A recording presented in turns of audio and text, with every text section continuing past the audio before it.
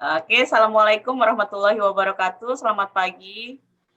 Salam sehat untuk kita semuanya. Yang terhormat Kepala SMA Lab School Jakarta, Bapak Suparno Sastro.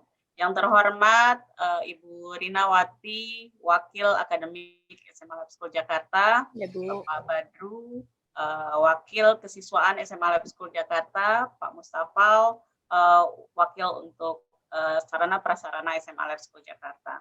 Yang terhormat juga teman-teman guru, rekan guru BK SMA Lab School Jakarta, dan juga beberapa teman-teman dari beberapa sekolah yang bisa bergabung pada saat ini, ayah bunda, dan juga siswa-siswa SMA Lab School Jakarta yang saya sayangi dan saya banggakan. Lab School. Lab School. Terima kasih juga kami sampaikan kepada dua narasumber yang sudah bersedia bergabung untuk sesi rangkaian kegiatan bedah jurusan Karir D SMA Lab School Jakarta yang saat ini memasuki sesi yang ke-21, yaitu klaster komunikasi. Saat ini klaster komunikasi kita akan membedah tentang apakah benar ilmu komunikasi memang bisa dipelajari ya dalam rangka menuju menjadi seorang komunikan yang baik, yang efektif. Untuk sesi ini nanti dimoderatori oleh Ibu Reni Hairani, Guru Bahasa Indonesia SMA Lab School Jakarta. Nanti terbagi menjadi 3 sesi. Sesi yang pertama nanti akan ada presentasi dari London School of Public Relations yang saat ini nanti Ibu Emilia Setiani yang akan memberikan materinya. Lalu nanti ada sesi kedua, Ibu Devi Rahmawati dari Universitas Indonesia. Sebelum kita masuk ke acara berikutnya, mohon kiranya Bapak Ano selaku Kepala SMA Lab School Jakarta memberikan arahan dan sambutannya. Silakan Pak Ano. Bismillahirrahmanirrahim. Assalamualaikum warahmatullahi wabarakatuh. Waalaikumsalam warahmatullahi wabarakatuh. Selamat pagi, salam sejahtera untuk kita semua. Yang sama-sama kita hormati, ada Bu Emilia dari LSPR, kemudian ada Mbak Devi dari Universitas Indonesia, Bapak Ibu semua, para pimpinan SMA, Bu Rina, Pak Badru, Pak Mustafal, Bapak Ibu guru, Bu Puri, Bu Ita, Pak Fazrin di BK, terutama orang tua kita, ayah bunda, anak-anakku sekalian. Bersyukur pada kesempatan pagi hari ini kita bisa bersama-sama di Zoom meeting ini untuk nanti sama-sama kita akan bedah tentang komunikasi. Ada 2 narasumber yang saya pikir juga sudah tidak asing dengan Lab School.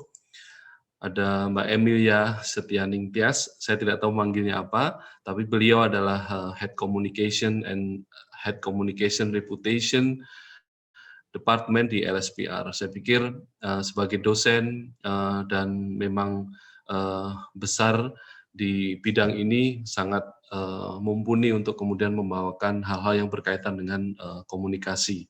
Apalagi memang perguruan tinggi ini fokus pada komunikasi dan institut bisnis. Jadi saya pikir sudah tepat menghadirkan beliau.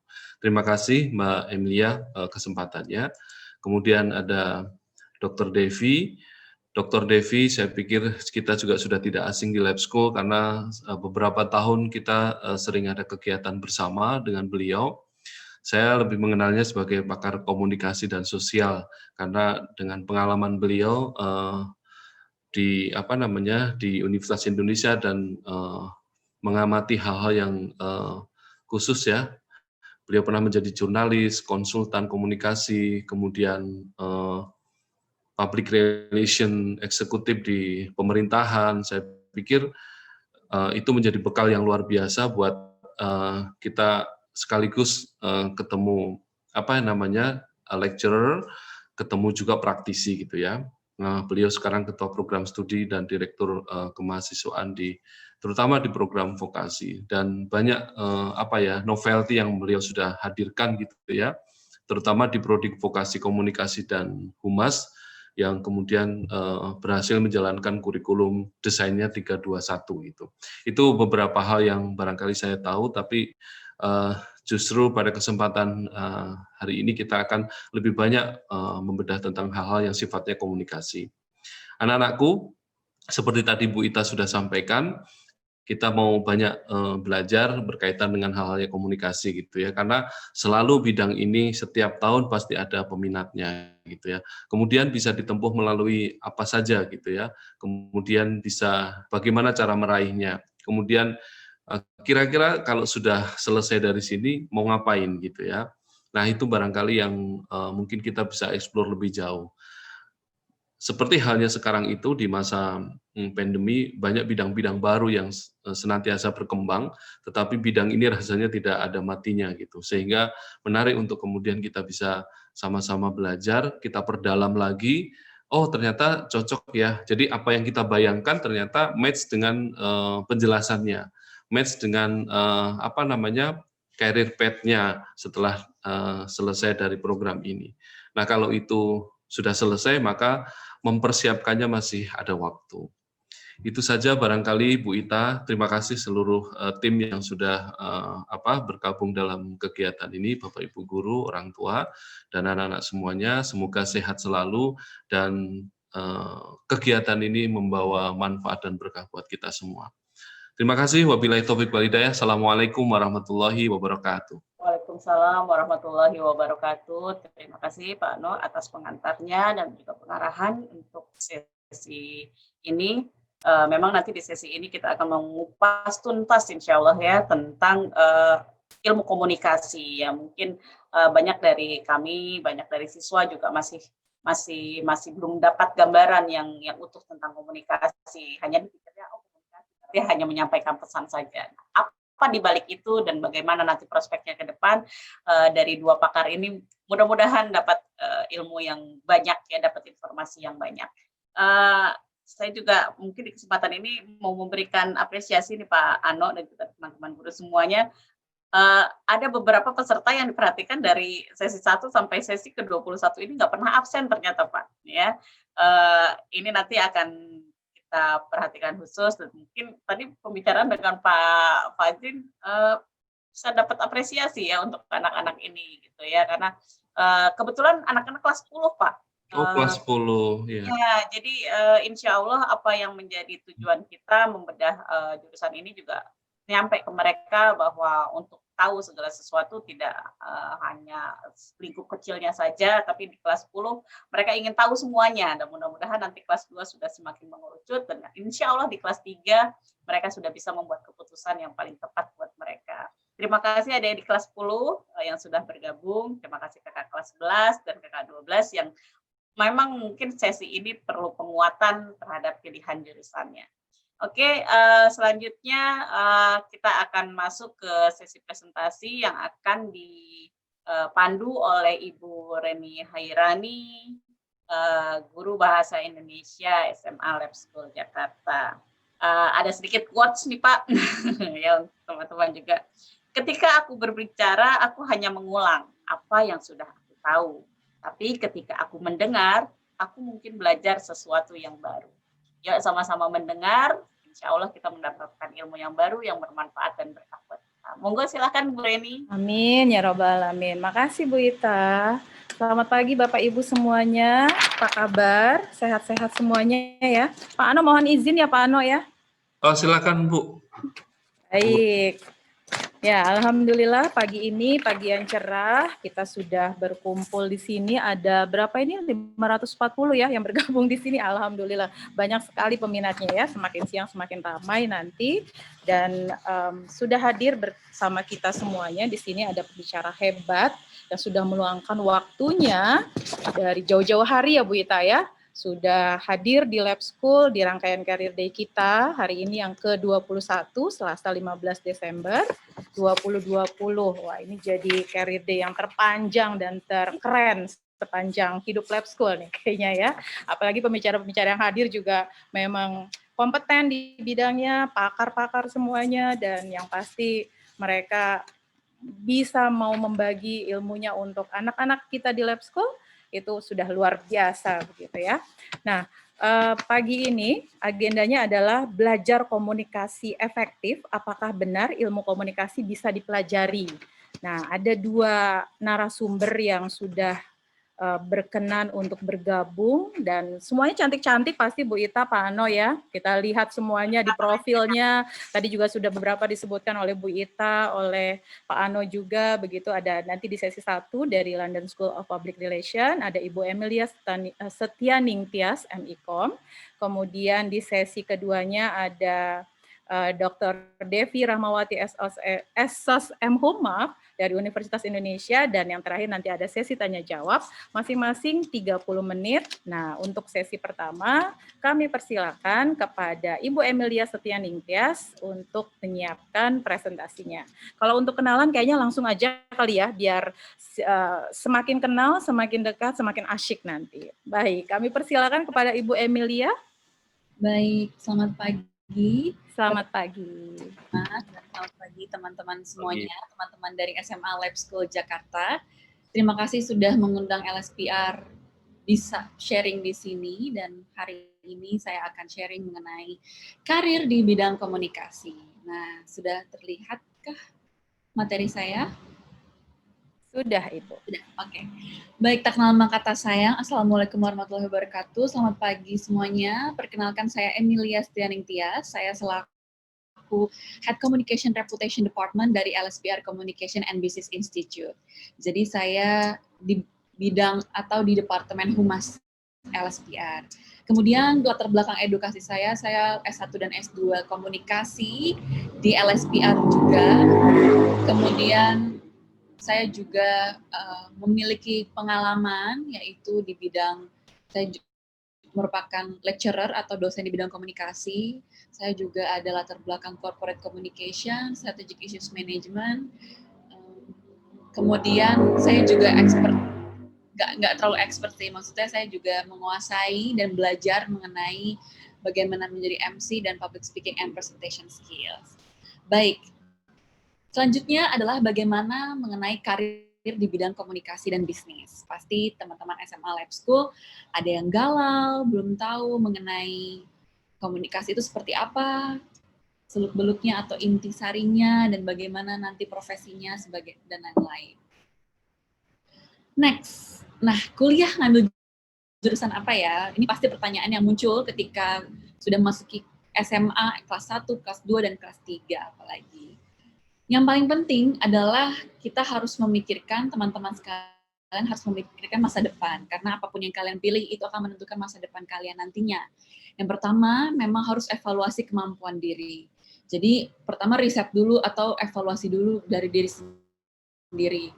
Kemampuan saya itu seperti apa ya, kemudian passion saya, ketertarikan saya seperti apa, cenderung kemana. Misalnya suka presentasi di depan kelas, suka berbicara, atau suka mendalami bidang bisnis, itu juga bisa masuk ke komunikasi dan bisnis.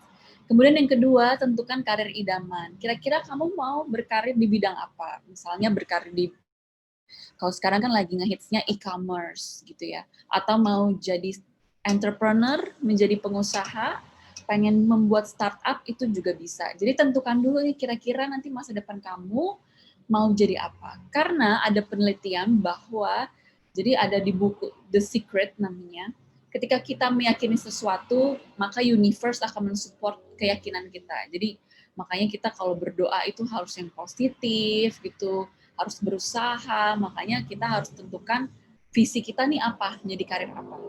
Yang ketiga, gali informasi dan observasi tempat kuliah. Jadi memang harus cari tahu mengenai informasi-informasi apapun atau observasi tempat kuliah idaman kalian. Bisa search dari social media-nya zaman sekarang, website-nya, dan lain-lain. Selanjutnya, diskusi dengan mahasiswa di jurusan pilihanmu. Nah, bisa juga kakak-kakak dari lulusan SMA Lab School bisa tanya, kira-kira ada yang pernah lulusan atau berkuliah di komunikasi, bisa tanya langsung. Kak, gimana sih? Karena akan lebih nyaman kalau misalnya kita bisa tanya langsung, bebas tanya ke kakak-kakaknya. Nah, ini yang pertama, LSPR itu memiliki Fakultas Komunikasi. Fakultas Komunikasi ini adalah undergraduate program. Jadi S1 di bidang komunikasi, kemudian S1 di bidang DKV atau Visual Communication Design. Kalau di bidang komunikasi itu apa aja? Yang pertama ada Public Relations atau kehumasan dan Digital Communication. Yang kedua ada marketing. Yang ketiga ada HI atau hubungan internasional atau International Relations and Communication. Ada Mass Media Communication atau Broadcasting, biasanya disebutnya. Kemudian ada Performing Arts Communication, ada Digital Creative Production. Nah, ini nanti seperti apa akan ada penjelasan yang lebih lanjut. Nah, ini sebenarnya ada permasalahan atau ada challenge-nya di bidang komunikasi. Tantangannya adalah kalau dari Warren Buffett, ini adalah seorang pengusaha, dia memiliki quotes yang sangat terkenal. It takes 20 years to build, ini maksudnya build ya, ada L-nya, to build a reputation and 5 minutes to ruin it. Jadi memang membutuhkan 20 tahun lamanya untuk membentuk atau membangun sebuah reputasi, dan hanya 5 menit bisa merusak itu semua. Kemudian keuntungannya adalah if I was down to my last dollar, ketika saya cuma punya uang terakhir gitu ya, my last dollar, I would spend it on public relations.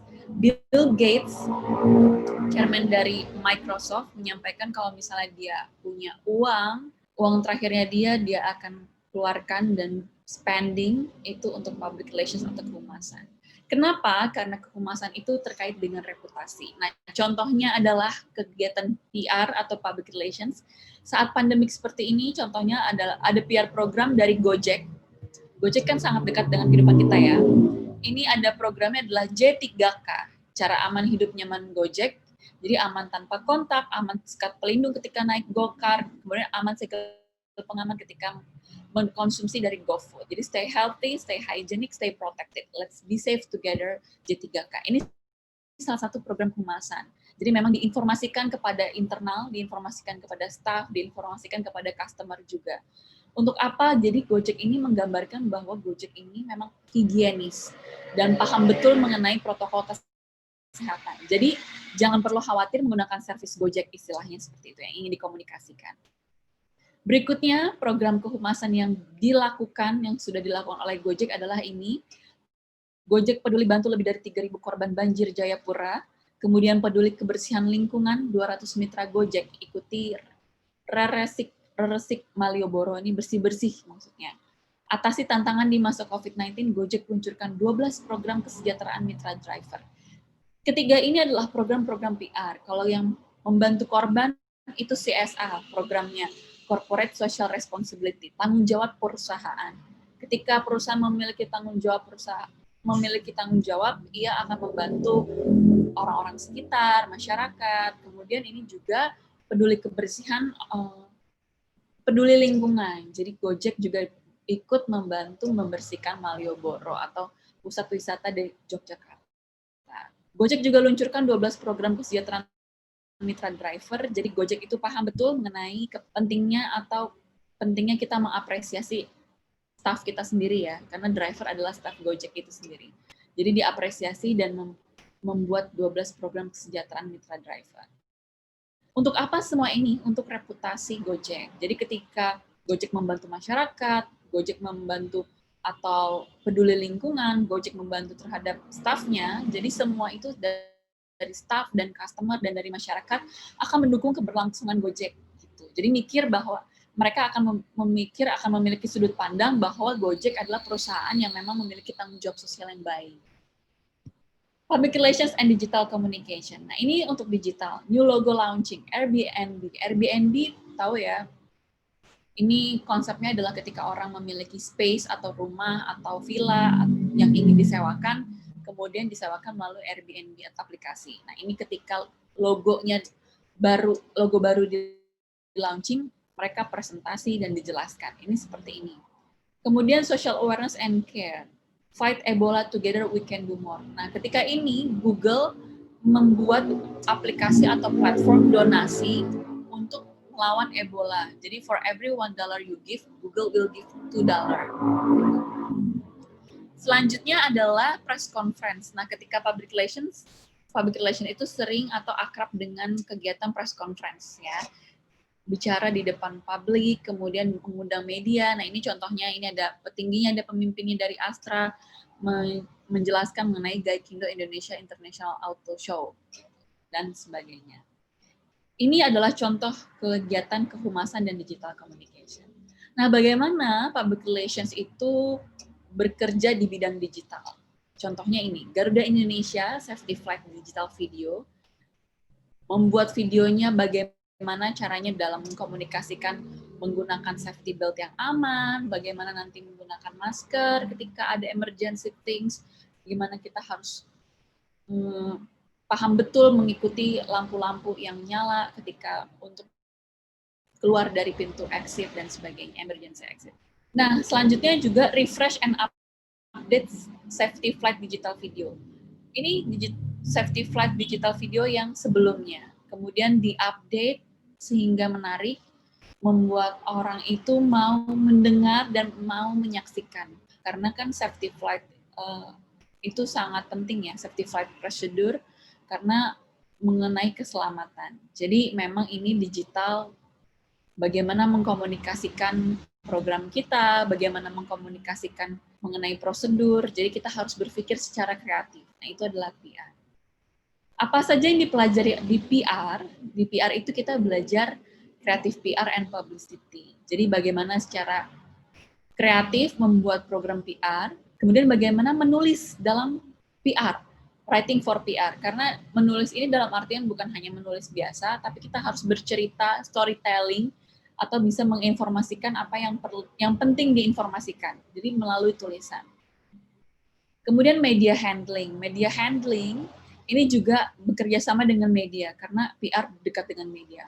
Image dan reputation, belajar print media, bagaimana membuat majalah, idealnya bagaimana majalahnya, fotonya sebelah mana, tulisannya seperti apa, layoutingnya seperti apa, dan bagaimana online public relations mengenai social media, kemudian issues dan crisis handling ketika krisis atau ketika ada permasalahan di perusahaan itu bagaimana, dan sebagainya. Ini pelajaran yang dipelajari di public relations. Nah, kalau PR itu jadi apa sih, Kak? Nah, PR ini bisa macam-macam. Ini jabatannya, PR eksekutif, PR counselor, PR manager, bisa menjadi media relations atau menjadi memang departemen khusus yang berhubungan dengan media nanti. Mengundang media, mengadakan press conference, membuat press release, dan sebagainya. Kemudian bisa juga investor relations manager, corporate secretary. Nah, ini adalah istilah-istilah jabatan PR sesuai dengan perusahaan dan sesuai dengan kapasitas tanggung jawab job desk-nya. Bisa kerja di mana saja, Kak. Bisa di perusahaan nasional, internasional, perhotelan, hospitality, BUMN juga, badan usaha milik negara dan perusahaan publik, organisasi non-profit juga bisa, industri hiburan, shopping center, mall, perusahaan farmasi, rumah sakit, pertambangan, asosiasi perusahaan. Jadi memang banyak untuk jabatan di PR, perusahaan PR, karena rata-rata semua perusahaan itu membutuhkan public relations, karena semua itu membutuhkan jembatan. Jadi PR itu adalah fungsinya sebagai jembatan komunikasi antara perusahaan dengan publik. Jadi PR ini tengah-tengah, ini perusahaan, ini publik. Bagaimana kalau perusahaan ada program tertentu, jadi diinformasikan, dibantu oleh public relations-nya. Ini salah satu contoh alumni LSPR yang sudah bekerja di Gojek, Vice President Corporate Affairs Strategy Gojek. Sebelumnya juga Mbak Audrey ini kerja di Air Asia. Ini ada Adistini Lasari, bekerja di External PR Senior Manager Unilever Indonesia. Unilever seringnya yang kita pakai sehari-hari, dari ketika kita bangun tidur, ketika mandi, ketika kita mau tidur lagi, itu semua produk kita pakai Unilever. Nah, Body Shop yang suka beauty, yang suka makeup atau suka hair and body care, ini Ratu Omaya, alumni LSPR, PR dari Body Shop Indonesia. Kemudian next adalah marketing communication. Marketing communication adalah mengenai bagaimana kita membuat strategi marketing atau kita mengkomunikasikan mengenai produk kita, mengenai jasa kita, bagaimana kemudian ujungnya adalah earn profit, adalah memikirkan profit, menghasilkan keuntungan. Contohnya Danone Aqua Indonesia. Ini adalah top of mind. Ketika kita sering banget ya kita membeli minuman, botol minuman kemasan, kita sebutnya, Bu, ada aqua, gitu ya. Meskipun nggak dikasihnya aqua, tapi kita terima-terima aja. Karena aqua itu sudah menjadi top of mind dan asosiasi air minum kemasan itu aqua, gitu ya. Jadi kita sebut itu sebenarnya merek, gitu, brand, tapi kita sudah menjadi top of mind, dan itu adalah keberhasilan seorang marketing. Contohnya kegiatan marketing juga ini bisa tunjukkan foto SIS bergaya petualang, menangkan tiket nonton bareng film Dunia Dinosaurus di Blitz Megaplex. Nah, ini juga salah satu strategi marketing ketika bagaimana caranya orang ingin mengikuti kompetisi ini, tapi juga kita ingin produk kita laku, gitu. Produk kita dikonsumsi oleh masyarakat. Jadi kita membuat kompetisi. Ini juga fotonya sedang launching ketika Aqua membuat recycle bottle yang besar, kemudian yang lebih cantik, dan itu botolnya bisa di-recycle, bisa didaur ulang, jadi memang ramah lingkungan. Nah, ini juga di-launching sedemikian rupa. Diinformasikan bahwa Aqua sudah ada recycle bottle. Nah, ini juga di bagian marketing biasanya berhubungan dengan brand ambassador. Brand ambassador sering ya, kalau misalnya sekarang ada Instagram influencer atau di TikTok atau di manapun gitu. Brand ambassador itu dipilih untuk apa? Brand ambassador dipilih karena pasti yang memiliki kredibilitas. Dia reputasinya bagus. Nah, ini Raisa dipilih sebagai brand ambassadornya Aqua. Hidup sehat. Jadi ketika orang juga adore, karena orang banyak itu adore Raisa ya. Raisa hidup sehat, multi talented, pintar dan sebagainya, dan Raisa mengkonsumsi Aqua. Selanjutnya adalah Shopee. Nah, ini Shopee juga memiliki strategi marketing. Di Shopee X Blackpink Meet and Greet, kemudian ada cashback 50% dengan redeem 7.000 poin di Shopee Point. Kemudian ada Shopee Live Super Celebrity bagi-bagi hadiah super dari 8 September sampai 9 September. Dan ada gratis ongkir. Nah, ini semuanya adalah strategi marketing. Biasanya kalau kita ke mall ya, buy one get one, kita masuk toko-toko tertentu gitu. Buy one get one discount itu sebenarnya adalah strategi marketing. Bisa saja harganya sebenarnya dinaikkan terlebih dahulu, kemudian harganya sebenarnya itu harga normal. Atau memang sedang clearance sale atau sedang cuci gudang istilahnya. Jadi memang benar bagaimana cara menarik perhatian konsumen agar membeli. Nah, ini contoh-contohnya juga Shopee membuat event dengan kolaborasi dengan Blackpink. Siapa sih sekarang nggak suka Blackpink? Banyak banget anak muda yang suka Blackpink, dan ada cashback ketika belanja di Shopee dan gratis ongkir, sehingga semua orang tertarik mau belanja di Shopee. Nah, ini juga ada kelezatan asli lintas generasi Festival Jajanan Bango. Biasanya ini Festival Jajanan Bango, ini ada semacam pameran yang atau booth-booth makanan dari pembuka, penutup, dessert, dan makanan main course atau makanan inti gitu. Ini semua dibuat semacam bazar. Nah, semua itu produknya menggunakan Bango. Melalui acara ini sebenarnya Bango menginformasikan bahwa semua makanan itu beragam ya dari Indonesia. Dan semua makanan enak itu bisa aja enak kalau kita pakai kecap Bango. Gitu. Ini juga ada OVO cashback 60% atau Shopee Pay ya. Sekarang semua toko itu semua bisa pakai Shopee Pay. Alhasil kita akan mengisi OVO kita, alhasil kita akan mengisi Shopee Pay kita untuk belanja atau untuk sekedar jajan di tenan-tenan tertentu. Ini juga buat kamu di hari pemilu, McDonald akan memberikan diskon 17.27. Sehingga membuat ketertarikan. Itu semua adalah strategi marketing. Starbucks Card ini juga memiliki kartu Starbucks, jadi memang loyalitas kartunya itu ya melalui Starbucks Card. Akhirnya kalau mau konsumsi pakai Starbucks Card karena ada poin, bisa ditukar, kemudian ada di tanggal tertentu bisa gratis minuman dan sebagainya. Pelajarannya apa saja? Kemudian ini yang dipelajari consumer behavior, bagaimana pola perilaku konsumen. Kemudian belajar marketing online, managing event, bagaimana menyelenggarakan event, marketing communication planning, bagaimana trend day issues marketing, dan lain-lain.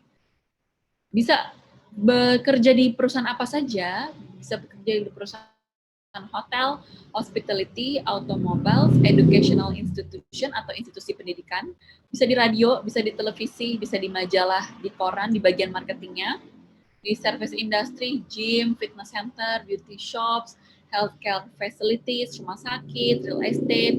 Nah, ini juga jabatan-jabatannya ada direct marketing, brand manager, marketing director, product manager, ini tergantung dari perusahaan dan tanggung jawab job desk-nya.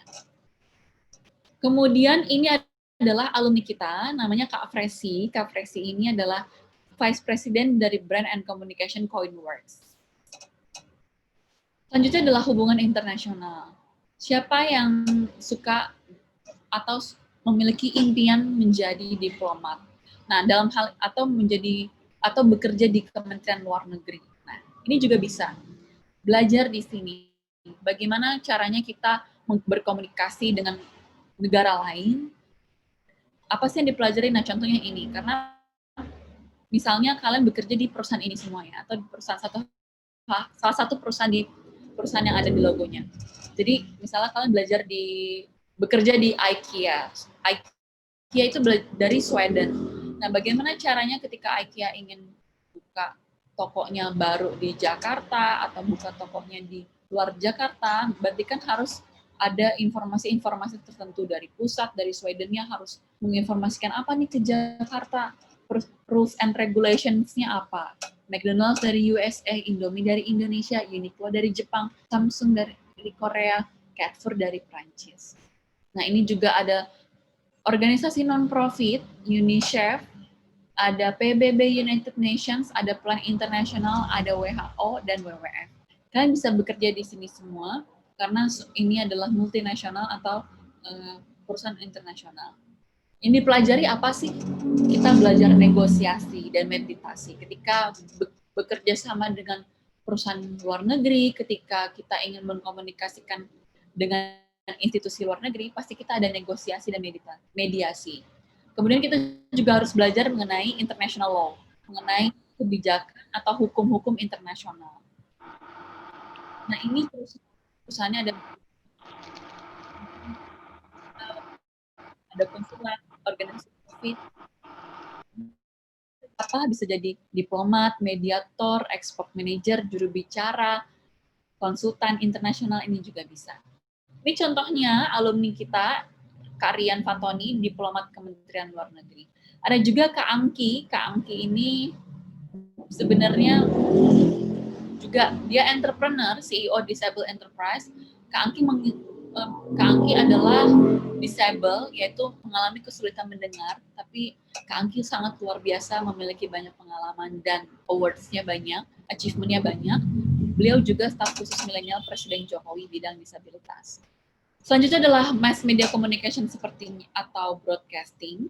Jadi ini ketika kalian ingin jadi penyiar radio, reporter, news anchor, mau bekerja di media massa, media online, ya, televisi, itu juga bisa. Yang dipelajari adalah basic-basic mengenai journalism, mengenai jurnalis, TV, film, and video production. Kemudian belajar mengenai radio production and management, digital and social media activism, dan Indonesian media system.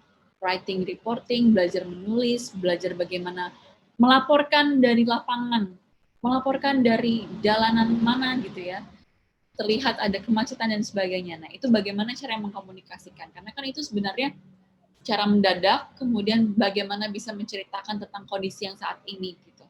Dari segi bahasa itu dari pelajari, bagaimana membuat skrip, bagaimana tidak canggung atau tidak gugup di depan kamera, itu juga dipelajari. Bisa jadi apa? Future career-nya bisa jadi reporter, jurnalis, news announcer, news producer, bisa jadi media researcher, entertainment producer, dan radio and TV operation manager. Perusahaannya macam-macam, tadi bisa media online, media massa, media elektronik, non-profit industry, bisa di pemerintahan, bisa di advertising agency, dan lain-lain. Contoh alumni LSPR, yaitu Kak Kemal Gen FM, Kemal Mohtar, ini radio announcer Gen FM yang sering kita dengar di radio-radio. Ini juga alumni LSPR, sebenarnya mereka juga baru lulus baru lulus tahun 2016, 18 gitu ya, tapi sudah langsung bekerja menjadi news anchor di RCTI, news anchor di RTV, presenter di Trans 7. Next adalah performing arts communication. Performing arts communication ketika are you interested in working in entertainment? Ketika kalian memiliki ketertarikan bekerja di bidang entertainment, musik, film, digital media, atau memiliki passion di bidang arts atau seni, atau kalian sebenarnya are you visually oriented? Kalian itu adalah orang yang sangat visual, kemudian kalian memiliki unsur-unsur artistik gitu ya atau mengalir darah-darah seni gitu, atau kalian senang perform menjadi penyanyi, atau senang membuat skrip film gitu, ingin menjadi seperti Mas Hanung Bramantyo gitu dan lain-lain, atau kalian suka menggambar, kalian kreatif, bekerja di bidang teknologi dan lain-lain. Contohnya ini pasti kalian tahu Rachel V-nya. Rachel V-nya ini LSPR alumni, memang Kak Rachel ini belajar mengenai performing arts karena Kak Rachel senang mengenai seni, senang mengenai bidang pertunjukan. Nah, ini Kak Rachel memiliki tugas akhirnya, skripsinya, non-skripsinya ini Kak Rachel bikin instalasi arts di salah satu mall Jakarta, mengangkat isu kesehatan mental. Jadi memang melalui instalasi-instalasi tersebut, seperti museum gitu ya, Kak Rachel ingin mengkomunikasikan mengenai kesehatan mental. Bu Emilia, maaf, waktunya 5 menit lagi ya Ibu ya. Ibu, terima kasih. Nah, ini performing arts, belajarnya mengenai creative writing, perusahaannya bisa di talent management, TV station, event planner. Ini alumni kita, Ronald Stephen, dia komposer dari lagu Asian Games, ya. Banyak banget, Kak Evelyn juga stage act, coach, and choreographer. Ini juga alumni LSPR. Kalau Kak Prilly dan Kak Nadine Amiza masih menjadi student. Selanjutnya adalah digital creative production. Ketika banyak pengguna sosial media sangat meningkat ya sekarang ini. Bagaimana caranya kita mengkomunikasi atau memang kita ini, contohnya ini ada YouTube, karena semua itu melalui digital. Bagaimana caranya digital platform ini banyak yang menonton? Berarti kan membuat konten yang sangat mengedukasi, konten yang menghibur, konten yang memberikan informasi, dan sebagainya. Contohnya juga ini Gojek bekerja sama dengan Ibu Siska Switomo membuat program Sahabatku Tercinta. Jadi saya sangat berterima kasih, mengapresiasi perhatian. Saya mau gantung panci. Kalau gantung panci itu artinya kan sudah pensiun dini gitu ya, pensiun menjadi chef. Tapi ternyata ada kerjasama dengan GoFood. Jadi memang harus kreatif. Ini juga alumni LSPR, ada Kak Fadil, Jaidi, Clarissa, Edozel, Kak Abel, Cantika. Ini juga karena mereka adalah yang bagaimana mengeksplor digital menjadi bisnis gitu ya. Belajar film, videografi, and fotografi. Kalian mau membuat film, mau belajar bikin video, graphic design, juga bisa belajar di LSPR, membuat desain bagaimana yang menarik. Contoh-contohnya ini Hulk aja pakai plaster gitu ya. Ini kalau misalnya Nescafe, Mona Lisa gitu. Ini juga biar melek gitu minum Nescafe ini. Nah, ini desain-desain yang menarik. Halloween kentangnya seperti taring, Christmas edisi Christmas, es krimnya kayak seperti itu, Santa Claus, dan ini seperti burger, sebenarnya iPhone, mobile ordering, ini seperti kentang, mobile ordering is here. Jadi memang harus kreatif. So, are you ready? Kalau misalnya mau mendaftar, bisa mendaftar melalui formulir Guru BK, ada registrasi, isi data diri, kemudian bawa bukti pendaftaran ke marketing LSPR. Nah, caranya masuk LSPR ini ada tesnya, tes penerimaan mahasiswa baru, ada pengetahuan umum, matematika, logika, ada tes kemampuan dasar bahasa Inggris, dan ada tes beasiswa reguler juga yang kalau mau ikut beasiswa ada pengetahuan umum, matematika, logika. Fungsi tes beasiswa ini yang menentukan potongan biaya kuliah. Kemudian nanti ada sharing with parent session, jadi nanti orang tua kalian akan diwawancara dan bertemu dengan tim marketing kita. Nah, ini ketika tidak mau ikut tes, bisa juga jalur PMDK, jalur bebas tes penerimaan mahasiswa baru dengan minimal rata-rata 75 nilainya di kelas 11. Ini jurusan IPA, IPS, Bahasa SMK, ini adalah mata pelajarannya, hanya cukup melampirkan fotokopi raport kelas 11 SMA atau SMK semester 3 dan semester 4. Kita juga ada beasiswa by achievement, ada kalau misalnya kalian memiliki prestasi perlombaan tertentu di bidang akademik, misalnya fisika, kimia, atau di bidang non-akademik, lomba futsal, lomba nyanyi, itu bisa juga melampirkan fotokopi piagam, sertifikat. Ini juga ranking di kelas juga bisa, ranking 1-5 ada 100% bebas biaya pengembangan mutu, ada scholarship anak guru ketika juga anak guru itu kita mengapresiasi guru, kemudian ada calon mahasiswa yang memiliki yang memang dari anak guru, ada apresiasinya 50% diskon pengembangan mutu pendidikan. Ada juga beasiswa reguler, ini ada ikut tes beasiswanya, ada nanti ada potongan biayanya juga. Jika ada pertanyaan lebih lanjut, bisa follow sosial media kita dan bisa isi di situ.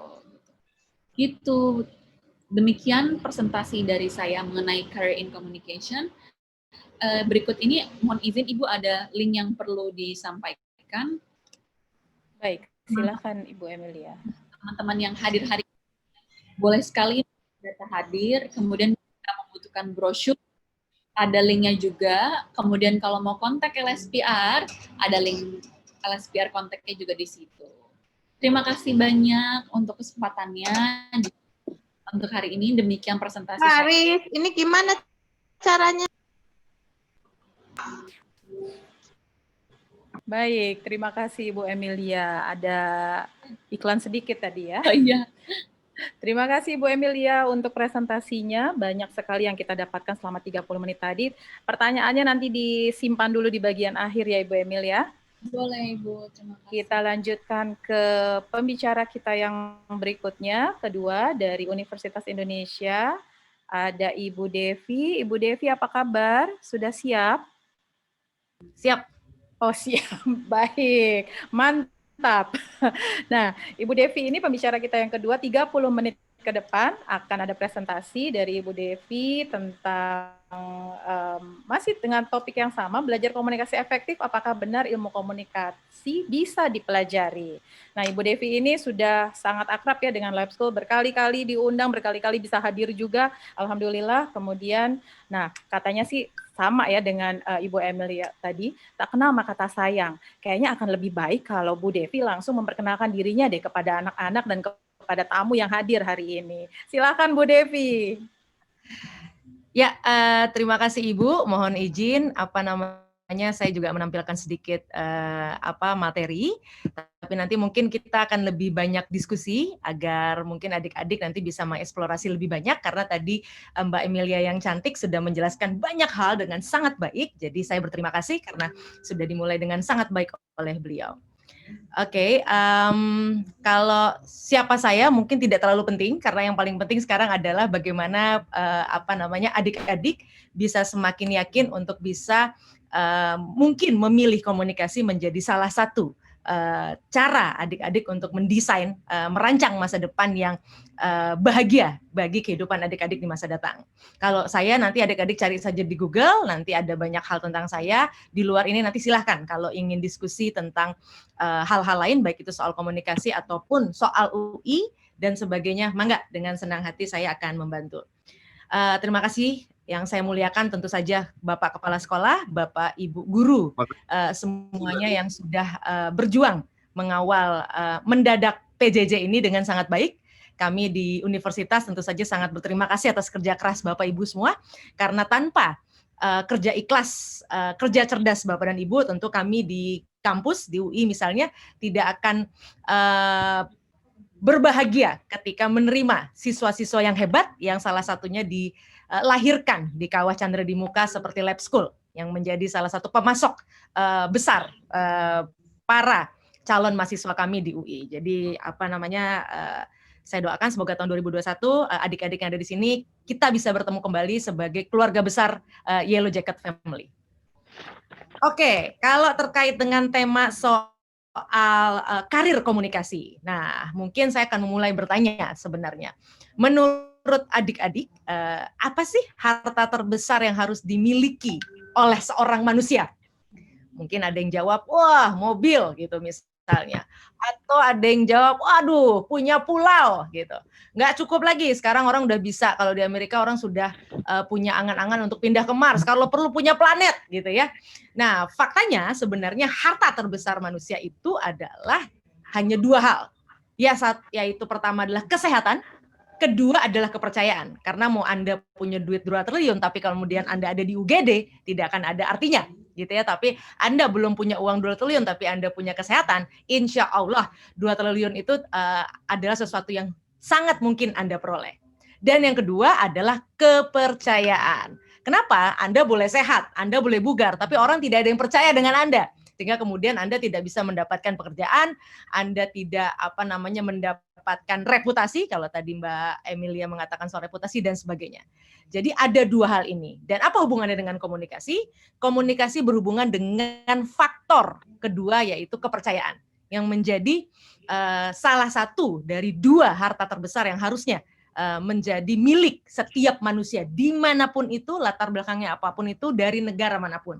Kita manusia pasti ingin memiliki dua hal ini, kesehatan dan yang kedua adalah kepercayaan. Oke, nah bicara soal komunikasi, orang mungkin dulu saya termasuk yang terus terang di masa seperti adik-adik sekarang gitu, di saat SMA itu, ini apa lagi ini ilmu gitu kan? Kita semua sudah bisa bicara, ya kan? Kita semua biasa presentasi. Artinya orang selalu berpikir nih buat apa belajar komunikasi gitu ya. Dan saya salah satu mungkin yang tidak beruntung seperti adik-adik, karena di masa saya sekolah tidak pernah ada momentum seperti ini. Jadi adik-adik berterima kasih kepada Bapak Ibu guru yang sudah menyiapkan ruang diskusi untuk membongkar lebih awal tentang apa itu komunikasi. Jadi saya dulu masuk komunikasi itu kecelakaan terus terang, karena saya masuk PMDK, saya ngelingkerin aja, udahlah ini karena nggak pakai tes, masukin aja lah, apalah ini ilmu. Ternyata komunikasi sejak 20 tahun lalu sampai hari ini, paling tidak dalam studi kasus UI, adalah jurusan yang selalu menempati peringkat pertama di social science. Artinya apa? Peminatnya nomor 1 di social science. Jadi kalau yang lain itu misalnya 1 kursi diperebutkan oleh 40 hingga 50 anak, komunikasi itu bisa lebih dari itu. Makanya selalu menempati nomor 1. Gitu. Jadi ini menarik bahwa sejak 20 tahun lalu jurusan ini walaupun banyak orang yang sebenarnya belum paham, tapi ternyata peminatnya luar biasa, karena orang secara sederhana sering mengkaitkan komunikasi dengan bisa masuk TV gitu ya, bisa terkenal gitu ya. Nah, sebenarnya tidak sesederhana itu. Ya, itu salah satu dampak atau keuntungan yang bisa diperoleh ketika Anda belajar komunikasi. Walaupun untuk masuk TV tidak perlu selalu harus belajar secara formal terkait dengan komunikasi. Nah, ini sudah banyak risetnya. Nih ada satu buku bagus sekali, Black Box Thinking. Adik-adik kalau ada waktu senggang selain nonton Netflix, dengerin Spotify dan lain-lain, coba intip-intip sedikit bukunya, Black Box Thinking, atau ada beberapa riset, salah satunya dari Johns Hopkins University. Ini kayak FK-nya Amerika lah. Kalau di Indonesia kan FKUI salah satu yang favorit, kalau di sana ada Johns Hopkins, ini salah satu yang terbaik lah. Apa yang menarik? Jadi studi sudah menunjukkan bahwa ternyata kenapa komunikasi itu wajib betul dipelajari, mau Anda jurusan apapun, apalagi kalau Anda sudah belajar secara langsung, secara formal mengambil jurusan komunikasi. Kenapa? Karena komunikasi yang buruk itu punya dampak pada 5 hal. Pertama, bahkan sampai menyebabkan kematian. Kedua, biaya. Ketiga, produktivitas kerja. Keempat, gangguan jiwa. Kelima, sirkulasi karyawan atau tim. Nah, apa itu yang dimaksud dengan kematian? Kok bisa? Apa hubungannya komunikasi dengan kematian? Nah, ternyata berdasarkan studi-studi di Harvard dan sebagainya, dalam konteks ilmu kesehatan, teman-teman, ternyata di Amerika, ini kita langsung ngomong negara nomor 1 di dunia, Amerika Serikat, bahwa setiap tahun ada 44.000, ini manusia loh, 44.000 pasien yang meninggal karena selama mereka dirawat di rumah sakit karena urusan komunikasi, bukan karena alatnya mati atau telat disuntik atau salah vaksin, bukan, tapi karena komunikasi antara pasien dengan dokter, antara dokter dengan perawatnya, atau antara sesama petugas kesehatan. Dan bicara soal biaya itu merugikan rumah sakit di Amerika hingga totalnya adalah 29 miliar dolar. Gara-gara apa? Urusan komunikasi. Bukan karena misalnya alatnya rusak. Nah, menarik ini. Artinya orang mungkin tidak sadar. Seperti slide saya pertama, ngapain sih belajar komunikasi? Ini ilmu kan gampang. Oh, hanya ngomong-ngomong aja kok gitu, namanya juga komunikasi. Nah, persoalannya kenapa kemudian kita mengambil contoh paling ekstrim industri kesehatan? Karena bicara kesalahan komunikasi atau orang sering bilang miskom. Nah, kalau Miss Universe kan cantik ya, keren gitu. Tapi kalau miskom itu bahaya. Nah, salah satu bahayanya tadi bisa menimbulkan kematian dan ini sudah diukur di studi betul di Amerika dan banyak negara-negara lain termasuk Eropa misalnya. Jadi artinya kenapa kemudian tadi misalnya Mbak Amelia mengatakan bisa di industri media segalanya, sebenarnya bicara komunikasi seluruh industri itu membutuhkan komunikasi. Jadi kemampuan komunikasi yang ujungnya adalah kepercayaan tadi itu sangat dibutuhkan karena kalau tidak tadi apa? Anda bisa meninggal kayak tadi korbannya sudah banyak jatuh setiap tahun di Amerika, biaya lalu produktivitas. Nah, bicara produktivitas, industri-industri di Eropa dan Amerika juga sudah mengukur perusahaan-perusahaan yang kemudian dilaporkan proses komunikasinya buruk di internalnya antara karyawan segala macam, teman nih. Kalau kayak kalian kan mungkin belum merasakan bekerja ya, tapi misal kalau di kelas tuh antara satu teman dengan teman lain yang punya bangku di sini dengan bangku yang di sana, soal WC misalnya, siapa penguasa WC, siapa penguasa kantin dan sebagainya. Itu dalam konteks industri, komunikasi internal dan juga komunikasi dengan klien misalnya, itu kalau buruk yang terjadi adalah sudah dihitung. Setiap tahun itu menghabiskan sekitar 62 juta dolar dalam hal ini. Ini perusahaan. Jadi artinya apa? Lagi-lagi di dunia kesehatan jelas komunikasi hubungannya dengan kematian. Di dunia non-kesehatan, non-medical, itu terkait dengan produktivitas. Lalu yang keempat adalah gangguan jiwa. Orang stres karena urusan komunikasi. Sederhana, sekarang Anda ngirim pesan WA ke teman Anda atau Anda japri lewat Instagram Anda atau Facebook Anda gitu ya. Kenapa P jadi F? Karena kami dari UI Depok, BJ Jawa Barat gitu ya. F jadi P gitu. Nah, itu saja sudah banyak yang stres kalau misalnya sudah di-read tapi nggak di-reply. Itu aja orang stres. Itu persoalan komunikasi. Atau email nggak dibalas-balas. Stres. Ini kenapa ya? Aku salah apa ya? Ini bagaimana ya? Itu jangan dipikir hal yang sederhana. Itu persoalan komunikasi yang ujungnya bisa menyebabkan gangguan jiwa, stres, depresi, kecemasan, dan lain-lain. Dan ini lagi-lagi sudah diukur, bukan kata Devi. Tapi ini adalah kata peneliti-peneliti dunia. Nah yang kelima jelas, kalau orang tidak nyaman karena persoalan komunikasi, bosnya, juteknya setengah mati. Atau kemudian tugasnya banyak banget gitu, tapi cara mengkomunikasikannya tidak nyaman misalnya. Ini menyebabkan orang keluar masuk sirkulasi karyawan itu tinggi sekali. Jadi hari ini masuk, besok udah ngasih surat resign gitu kan. Atau paginya daftar, sorenya udah nggak mau balik lagi gitu misalnya. Nah ini bagi industri kan juga sangat berbahaya karena artinya produktivitas industri itu akan terancam. Nah, ini dia beberapa dampak komunikasi yang teman-teman perlu pahami kenapa kemudian komunikasi menjadi sangat penting. Nah, masa depan kayak apa sih? Gitu. Sekarang aja nih kita hidup dalam sebuah ketidakpastian gitu ya. Walah, ini kan kalau sekarang nih teman-teman masih happy-happy, sebagian ada yang kayak saya nih, saya lagi di Jakarta gitu kan, lagi ada acara juga, saya masih bisa jalan-jalan, menyenangkan.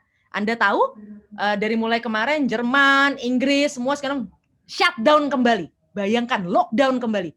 Ini hidup betul-betul tidak ada kepastian. Makanya saya selalu bilang pandemi ini kiamat kecil sebenarnya. Nah, lantas seperti apa gambaran kehidupan di masa datang? Pekerjaan-pekerjaan seperti apa yang kemudian akan menjadi peluang bagi adik-adik semua untuk bisa hidup bahagia tentu saja di masa datang. Nah, ini kami sarikan dari berbagai sumber gitu ya. Ini banyak sekali pakarnya. Oke, after campus life. Jadi yang ingin saya sampaikan teman-teman, nanti ketika Anda, adik-adik semua ini nanti ke kampus manapun, teman-teman perlu ingat, kampus itu hanyalah jembatan untuk kalian kemudian memasuki dunia nyata yang sebenarnya. Dan kalian paling hanya punya waktu, kalau yang seneng cum laude bisa 3 tahun. Tapi kalau yang seneng mengeksplorasi, saya nggak bilang happy-happy atau nakal ya, mengeksplorasi lebih panjang di kampus ya paling 4-5 tahun, 6 tahun lah paling panjang. Dan itu hanya masa antara. Karena kedepannya, after campus life-nya seperti apa? Nah ini dia. Jadi paling tidak ada 7 catatannya. Jadi ke depan itu yang akan dibutuhkan adalah orang-orang yang mampu menjadi inovator. Karena akan bekerja di industri yang kemudian kuat soal data dan AI. Yang kita nyebutnya data and artificial intelligence economy, gitu ya. Lalu kemudian entrepreneur tentu saja. Tapi entrepreneur di bidang apa nih? Gitu. Apakah kalau ada selama liburan nih hasil studi saya sendiri bersama teman-teman terhadap 2.230 anak-anak lah dan mahasiswa di Jabodetabek, menarik. Ketika di masa pandemi ini kalian malah banyak yang kemudian berbisnis. Nah, apakah itu yang dimaksud dengan entrepreneur nanti di era abad 21 ke depannya after pandemi gitu? Ternyata tidak hanya itu, tapi lebih kepada care economy. Nah, ini menarik, ini bisa panjang ceritanya. Tapi yang berikutnya adalah lifelong learners, karena ekonomi berikutnya yang menarik adalah green economy, karena terus terang ancaman ke depan nanti itu bukan hanya pandemi COVID setelah vaksin ditemukan, tapi adalah ancaman betapa marahnya bumi karena bumi sudah rusak. Jadi green economy itu menjadi salah satu target bisnis yang akan berkembang sangat pesat di kemudian hari. Jadi adik-adik ini silakan pilih nih, mau ngambil di area yang mana nih? Data and economy, care economy, karena care economy tadi orang sakit, orang stres itu membutuhkan care economy. Jadi kayak hospital, lalu layanan kesehatan, lalu misalnya well-being, spa dan sebagainya, itu punya potensi yang besar sekali nanti di era care economy. Green economy jelas, bumi rusak. Jadi bayangkan manusia nambah, orang berlomba-lomba memproduksi dirinya manusia, tapi kemudian lupa bahwa bumi sudah nggak kuat. Gitu, dan plastik segala macam itu nanti jadi bisnis yang luar biasa teman-teman. Jadi masalah itu tidak selalu menjadi masalah, tapi selalu menjadi peluang bisnis.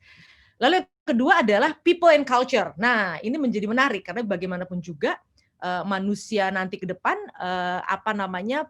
tetap menjadi manusia walaupun akan bersanding dengan para robot. Jadi persoalan manusia dan budaya ini akan semakin berat karena tadi terkait tantangan green economy, care economy. Jadi akan banyak masalah sebenarnya tanda kutip, tapi bagi orang-orang yang hebat ini melihatnya justru sebagai peluang untuk menjalankan sebuah industri-industri baru. Nah, ada yang hilang. Harusnya ada 7. Oke, ya.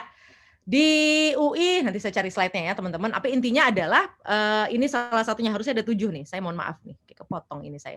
Tapi intinya kalau di UI kita punya yang namanya disebut dengan 7 future mantra. Apapun jurusan Anda. Jadi pertama adalah kita ingin memfasilitasi critical thinking. Critical thinking itu beda dengan protes ya teman-teman ya.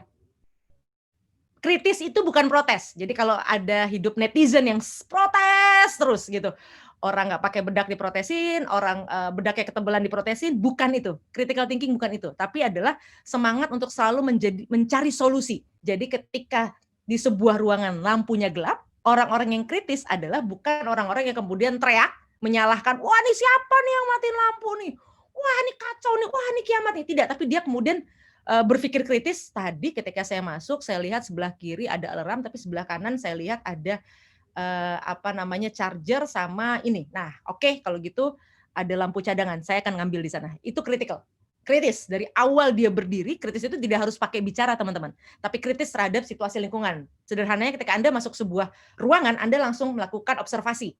Oh, lampu sebelah kiri, tempat untuk kalau emergency, kalau misalnya lift mati saya harus lari lewat tangga sebelah mana, itu kritis. Jadi ingat, kritis bukan protes. Jauh sekali. Yang dibutuhkan ke depan bukan orang yang suka protes, tapi orang yang kritis.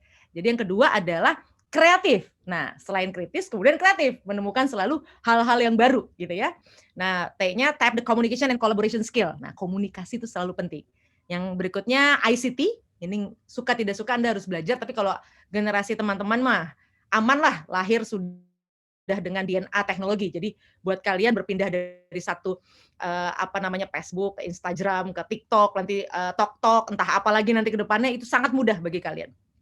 Lalu race and personal and social skills, nanti kita akan coba bahas soal ini, dan kaitannya dengan komunikasi. Yang keempat adalah educate life and career skill.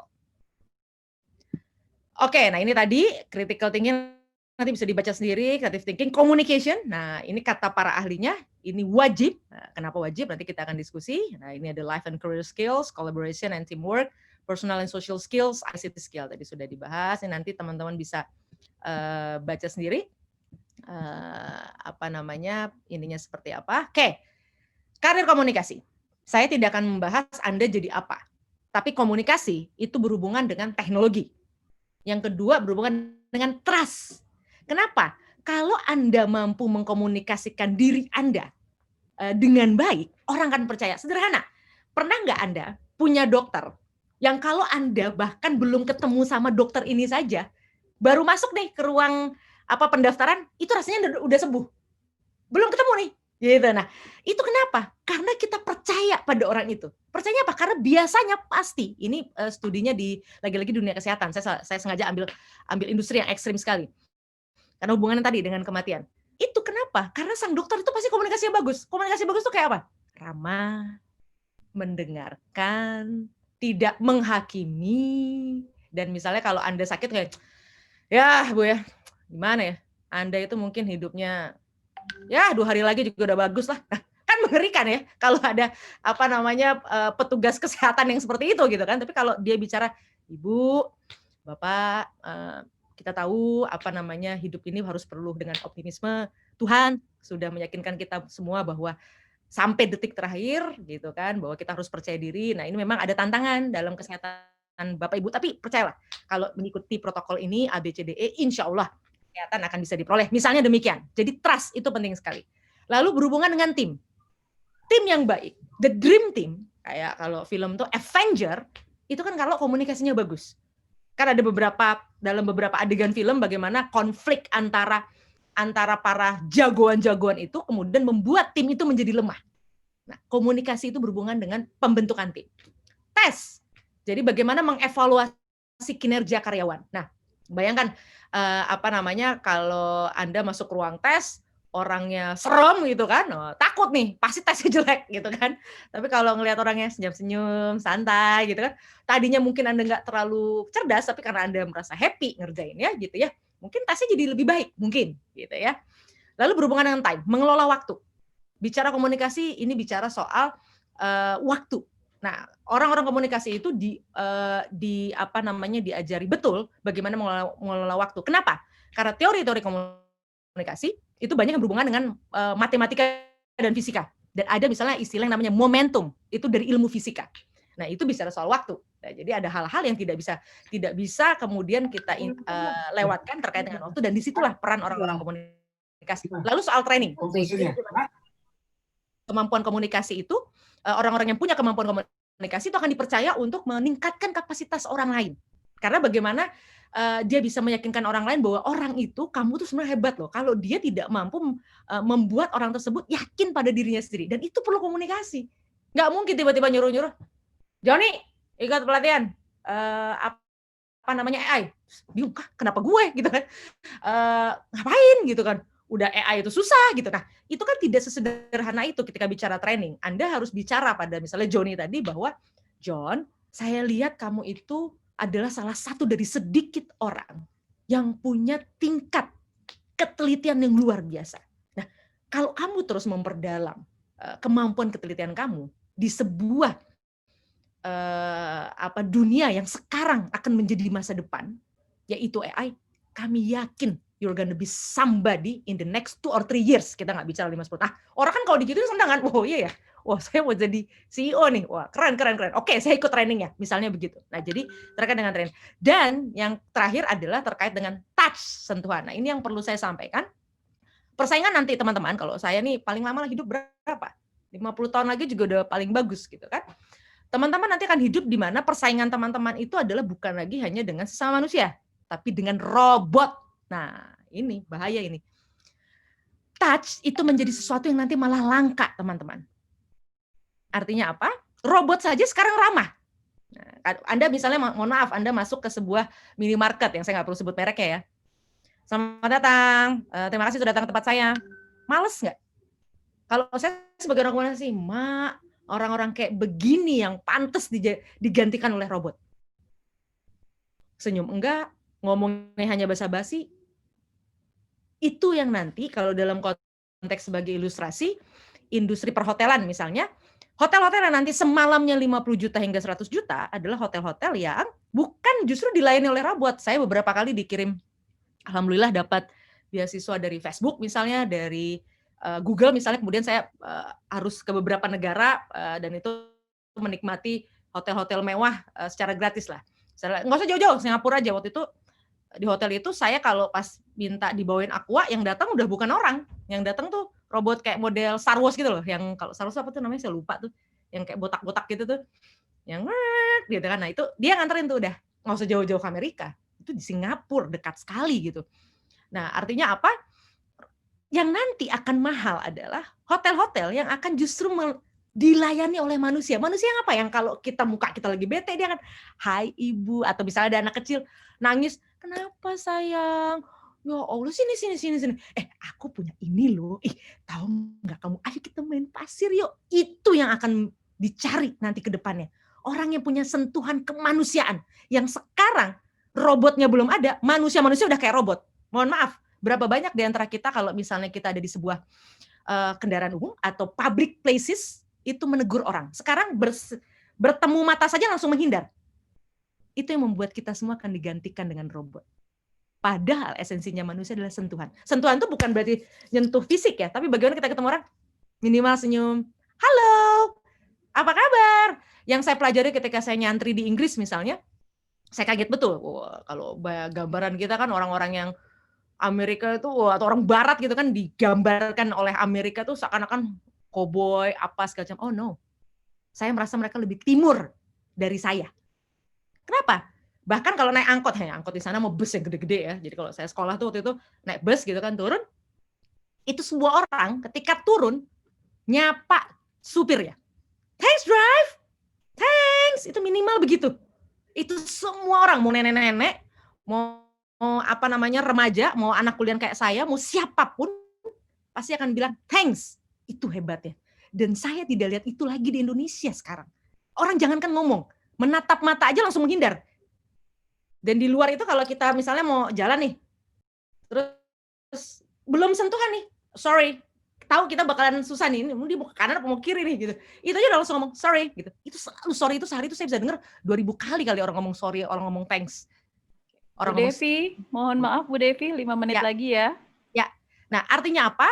Yang ingin saya sampaikan adalah dunia komunikasi, kalau Anda punya keterampilan komunikasi, di selama ini hal-hal 7T ini ada di setiap perusahaan, di setiap industri, maka Anda akan bisa berkarir di industri manapun, teman-teman. Industri kesehatan pasti butuh teknologi dong, perlu trust dong, perlu tim dong, perlu tes dong. Atau apa? Industri pertambangan, sudah otomatis, dia perlu teknologi juga, dia perlu touch juga ya, karena kalau misalnya Anda mengambil hasil alam, hasil bumi, di situ ada masyarakat yang hidup di situ, Anda harus menyentuh masyarakat di situ. Dan itu apa? Itu butuh komunikasi. Dan itu apa? Butuh trust. Intinya apa? Kalau Anda belajar komunikasi, Anda akan mampu berkarir dengan sangat baik di semua industri, karena Anda apa? Anda akan belajar hal ini semua yang menjadi jantung dari kehidupan manusia secara umum di industri manapun. Dari saya kira-kira demikian. Kalau soal masuk UI segala macam, saya rasa sudah banyak informasinya, teman-teman bisa cari sendiri, dan lain-lain. Saya tidak akan, ini nggak perlu, nanti kita bisa diskusi lagi tentang banyak hal soal UI. Dari saya demikian, terima kasih. Saya mohon maaf kalau banyak hal yang kurang berkenan. Terima kasih Bu Devi, luar biasa nih paparannya ya. Semangatnya tuh udah, ini radio luar biasa ini ya, pagi-pagi. Dan mudah-mudahan anak-anak dan semua tamu undangan yang mendengarkan paparan dari para pembicara ini bukan hanya terpana ya, tapi sudah menyiapkan berbagai pertanyaan nih untuk para narasumber kita. Baik, terima kasih Bu Devi dan Ibu Emilia. Waktunya sekarang kita ke bagian tanya jawab, bagian diskusi. Apakah sudah ada yang ingin bertanya? Mungkin langsung saja kali ya, karena seru nih kayaknya kalau langsung ada yang mau bertanya kepada narasumber hebat kita pagi ini. Silakan. Oke. Masih tertutup rasanya suaranya semuanya. Kalau gitu dari saya saja dulu ya. Nah, ini kan seru banget nih apa yang disampaikan oleh Ibu Emilia dan Bu Devi. Tadi ada paparannya tuh intinya begini sih, komunikasi itu sesuatu yang mahal gitu ya. Intinya seperti itu. Mahal tuh dalam artian apa yang kita siapkan, apa yang kita rencanakan itu akan berdampak luar biasa pada masa depan kita gitu ya, dengan komunikasi yang bagaimana begitu di masa sekarang. Nah, ini pertanyaannya begini nih buat dua narasumber aja langsung ya. Kita itu bisa kreatif karena komunikasi kita bagus atau komunikasi bagus itu membuahkan sesuatu yang kreatif. Nah, itu bagaimana nih? Silakan. Boleh Bu Devi dulu atau Bu Emilia dulu, silakan. Langsung menjawab saja. Nenggelis dulu aja nih Mbak Oh, Emilia. nenggelis. Baik, silakan. Belakangan aja. Gimana Bu komunikasi yang gimana Bu? Maaf. Komunikasi yang bagus itu membuahkan sesuatu yang kreatif atau kebalikannya, sesuatu yang kreatif itu bisa menciptakan komunikasi yang baik begitu. Oke. Nah, sebenarnya komunikasi yang bagus itu dalam arti bagaimana penyampaian kita atau bagaimana informasi kita sampai tepat sasaran kepada target kita, target audiens atau target publik kita atau pendengarnya. Jadi memang harus dari misalnya kita menyampaikan informasi A, yang tersampaikan A. Jadi jangan ada miskomunikasi atau misleading. Nah, itu adalah komunikasi yang baik dan yang benar. Kalau komunikasi yang kreatif, nah itu adalah unsur-unsur kreatif ketika kreatif dan bisa menceritakan sesuatu yang out of the box, ketika bercerita dikemas sedemikian rupa, storytelling, kemudian menarik, beda dari yang lain, nah itu juga salah satu komunikasi yang memang bagus dan baik. Tapi memang indikator bagus dan baiknya itu adalah ketika penyampaian informasi itu sampai sepenuhnya. Kalau misalnya udah kreatif, udah beda dari yang lain, udah high teknologi, pakai teknologi apapun, tapi informasinya nggak sampai, itu percuma. Jadi komunikasi yang baik adalah ketika pesannya itu sampai, benar-benar sampai. Tidak menimbulkan miskomunikasi. Iya, dapat dimengerti. Baik, Bu Devi ya, saya mau dengar nih jawabannya Bu Devi nih. Saya mah sepakat 200% lah dengan Mbak Emilia. Saya hanya nambahin dikit aja gitu ya. Jadi kalau bicara tadi kaitannya komunikasi dulu, jago komunikasi dulu, atau kita harus kreatif dulu baru bisa menjadi seorang komunikator yang baik. Nah, kita balik ke definisi dulu biar sama pemahamannya. Kreatif itu apa sih gitu kan? Kreatif itu adalah kemampuan kita untuk selalu bisa memberikan solusi sebenarnya. Dan Harvard Business Review tahun 2012 itu menurunkan sebuah tulisan yang cukup panjang soal apa sih syaratnya orang kreatif? Orang kreatif itu kan orang selalu begini nih, mohon maaf, ini pandangan umum soal kreatif itu kan, wah yang nyeni, wah nyeleneh, mohon maaf kalau fisiknya nggak perlu mandi-mandi, pokoknya mah, wah suka-suka gue lah gitu kan, apa namanya nggak makan-makan, karena wah sibuk kerja. No, creativity itu adalah disiplin. Apple, semua perusahaan-perusahaan itu perusahaan-perusahaan kreatif dan inovatif, kenapa? Karena mereka punya sistem, punya disiplin. Nah, agar orang menjadi disiplin dan punya sistem, itu harus dikomunikasikan dengan baik. Nah, itu poinnya kenapa komunikasi itu berhubungan terus terang dengan kreativitas. Karena kreativitas yang benar itu bukan tadi asal-asalan, nggak karu-karuan, suka-suka. Itu mitos, itu cara pandang yang salah. Industri teknologi sekarang ini adalah industri inovasi, industri kreatif. Makanya bisa lahir Facebook, bisa lahir TikTok. Ini industri kreatif. Industri kreatif, Anda pikir orang yang bisa nyanyi 8 oktav kayak Mariah Carey itu, dia asal-asalan? Enggak, itu disiplinnya udah kayak apa? Sehari mesti latihan berapa kali, segala macam. Nah, perlu komunikator di situ. Sang pelatihnya itu perlu memiliki kemampuan komunikasi untuk apa? Untuk memotivasi dia, biar dia disiplin. Karena kalau dia nggak disiplin, nggak mungkin dia jadi orang hebat. Atau nggak mungkin menjadi seorang inovator atau kreativator yang mumpuni. Jadi kira-kira demikian. Baik, terima kasih. Jadi memang hubungannya sangat erat sekali ya. Kreatif dulu, komunikasinya bagaimana, semuanya saling terkait. Baik, ini ada pertanyaan Oh, ini untuk Bu Devi ya. Apakah di UI ada program pendidikan ilmu komunikasi untuk usia di atas 40 tahun? Dari Arif Syawaladi. Oke, silahkan Ibu Devi. Ini tentang jurusan di UI. Oke. UI kita ada Departemen Komunikasi itu di bawah FISIP, Fakultas Ilmu Sosial Ilmu Politik. Kalau fakultasnya FISIP, kalau saya suka bercandanya Fakultas Ilmu Santai Ijazah Pasti, tapi itu bercandanya. Nah, di FISIP ada KOM. Di KOM itu Anda ibaratnya gini loh, kalau kayak kedokteran juga gitu, pasti ada ilmu-ilmu dasar, kayak di FISIP itu juga ada ilmu dasar. Anda akan pasti belajar politik. Anda pasti belajar sosiologi dulu. Ada tuh dasar-dasar ilmu politik, dasar-dasar sosiologi, segala rupa lah. Itu pasti ada dasarnya sebagai basic. Gitu ya. Jadi Anda bisa belanja ilmu. Dan ditambah, tadi saya lupa lagi dasar nenek-nenek nih saya. Merdeka belajar. Nah, adik-adik, aduh nikmatnya hidup kalian nanti ke depannya ketika kuliah ya. Jadi Merdeka Belajar itu ada kesempatan 3 semester Anda. Kalau dulu saya kalau mau lulus di UI itu zaman saya dulu tuh kalau S1 ya saya 144 SKS 3 tahun atau 4 tahun itu ya udah di kelas. Ya adalah magang ala-ala lah gitu kan, karena misalnya mau ngambil data gitu ya. Tapi nanti dengan Merdeka Belajar, Anda punya 3 semester bebas ambil apapun di luar prodi Anda. Anda mau belanja ilmu misalnya ke kedokteran, Anda mau belanja ilmu di teknik misalnya, atau bahkan Anda ingin 3 semester itu Anda di luar negeri aja, karena misalnya di luar negeri itu Anda mau magang di luar negeri selama 3 semester, mangga, sok gitu ya. Itu nanti dihitung SKS untuk bisa menjadi mahasiswa UI nantinya, lulus dengan ijazah UI. Tapi kami semua juga sedang berproses karena ini sebuah sistem baru, tapi intinya ke depannya idealnya akan demikian gitu. Nah, tadi hubungannya ada nggak yang soal lanjut usia? Nah, gini adik-adik, nanti saat kalian akan menyelesaikan tugas akhir, silakan kalian nanti memfokuskan diri misalnya untuk menyusun strategi komunikasi untuk aging society. Nah, ini hebat. Tadi namanya siapa? Namanya siapa tadi yang nanya? Arif, Pak Arif. Awal. Oke, Arif, Anda hebat sekali. Kenapa? Karena ke depannya salah satu tantangannya adalah aging society itu akan semakin besar.